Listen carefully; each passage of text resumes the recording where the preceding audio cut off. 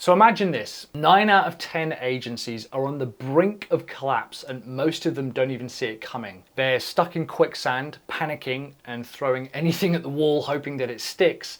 Meanwhile, a select few agencies are effortlessly snagging profitable and high-paying clients. Now, what if I told you that the difference between a failing agency and a flourishing agency boils down to one surprisingly simple shift in strategy? It's a blueprint that basically any agency, regardless of size, can implement starting today. You won't have to do any cold calling, no DM messaging, no content creation, no hardcore selling. In this video, I'm pulling back the curtain on a groundbreaking, almost moronically simple approach that successful businesses use. It's a proven low-risk method, so straightforward that agencies using it have turned their fortunes around overnight. But to understand exactly what you need to change, you need to understand what's causing you to want to quit in the first place. So agency owners quit for one of two reasons. Right? It's not grit or determination or focus. It's got nothing to do with changes in the marketplace or like the rise of AI. It's because of one of these circles. Now, usually one of these by themselves can easily be remedied with one simple fix, and we'll get to that later. But in my experience, one of these two reasons tends to cause more people to quit than the other. And of course, when both are combined, it's even more compelling to leave the business and start something else. The problem is, however, that people believe the wrong things are at the root of these causes. You might feel you want to quit because maybe you're not making enough money. And you might believe that you haven't got enough money because competition is taking it all. Maybe you don't have enough experience or skills, or you feel you don't, or your customers don't have any money. Now, if you don't understand what's causing you to want to quit, then you'll end up trying to fix the wrong thing, which of course doesn't help anyone. But maybe you're watching this thinking that money isn't the reason that you want to quit, and that's fine. So what is that other reason? Well, in order to solve both of these problems together, we need to look at why you started a business in the first place. Let me share the single most important thing I wish I knew before starting an agency, and how I got so close to quitting before I learned this one secret, and what I had to do in order to turn it all around. So when I first started my agency, when I was still wet behind the ears and very, very green, I wanted to help small businesses make more money, right? Which might sound obvious, but over time, that mission has evolved to something specific and quite meaningful to me: to help entrepreneurs make as much money as they want, selling what they want, while feeling like they're making a meaningful contribution. The problem is that most people don't feel like they have a clear mission like that, which is actually fine.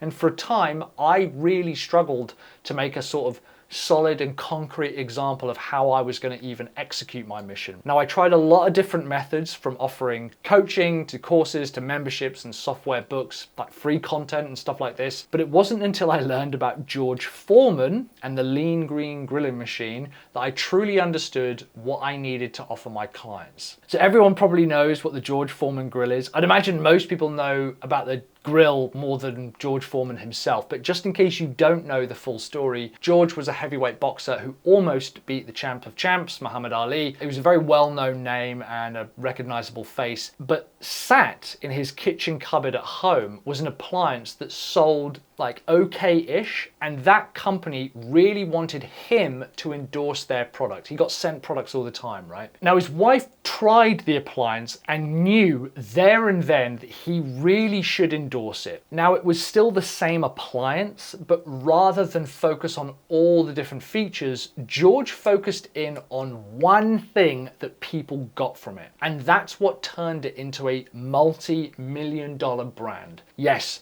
adding George Foreman as the face was a huge help and gave massive credibility, and the guy's a natural salesman, right? However, it was something else that really helped people understand what the grill did for them. You see, the inventor, Michael Boehm, he had a mission to help people eat healthier food more conveniently, and his grill helped people do that. But before George came on board, sales were kind of middling because they had tried to sell what the grill did instead of what the customer got. In fact, if I ask you, what does the grill do? You'll probably say something like, it's great tasting food without the fat. So benefit without pain. And you could literally see the fat coming off the food, making you think you were cooking a healthier meal. The mission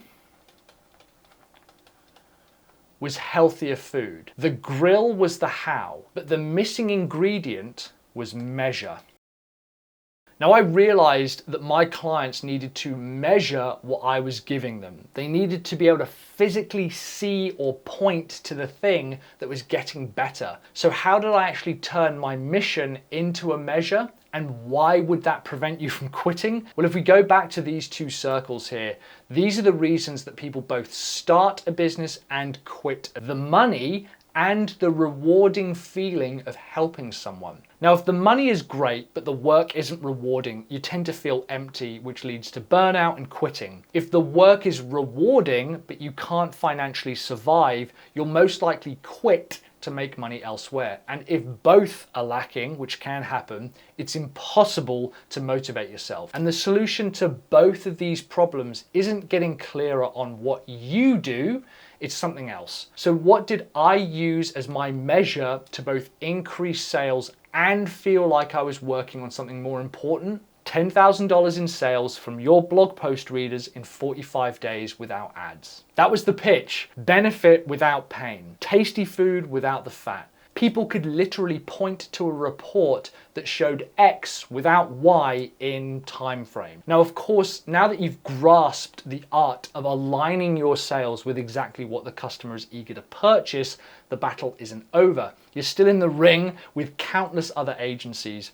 And in order to truly stand out, you need a transformative principle, which is why I've got this video over here on how your agency could be on a countdown to closure in the next 12 months, unless you embrace this really simple principle. There's a 1% of agency owners who are thriving with financial freedom and time efficiency and business growth because they adhere to one core principle unwaveringly. So make sure to click on this video to unveil the super simple principle of successful agency growth and how to get ahead of 99% of other agency owners.